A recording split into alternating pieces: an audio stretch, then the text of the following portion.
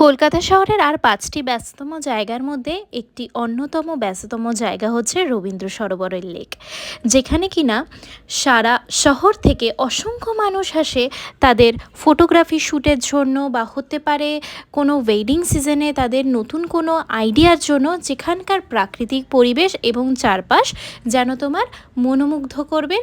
এবং যোগব্যায়ামের জন্য অনেক ধরনের বয়সী লোকেরা আসে। কিন্তু সবচাইতে দুঃখের কথা, রাত্রের এর ঘটনা কিন্তু কিছুটা আলাদা। 2009 থেকে 2019 সালের মধ্যে নানা রকম পুলিশি তথ্য আমরা যদি চেক করে দেখি, তাহলে জানতে পারি প্রায় 300রও বেশি আত্মহত্যা কিন্তু এই লেকের ধারে হয়েছে। আর সবচাইতে বেশি আমাদের পপুলার হচ্ছে রবীন্দ্র সরোবরে যে মেট্রো স্টেশন, সেখানে।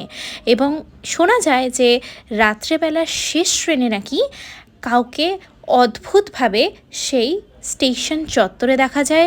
আবার কখনো কখনো এটাও শোনা মেলে যে এই লেকের পাশে কাউকে হাঁটতে চলতেও শোনা যায়, যা কিনা সন্ধ্যের একটা স্পেসিফিক টাইমের পরে কিন্তু এই লেকটা কমপ্লিটলি বন্ধ হয়ে যায়।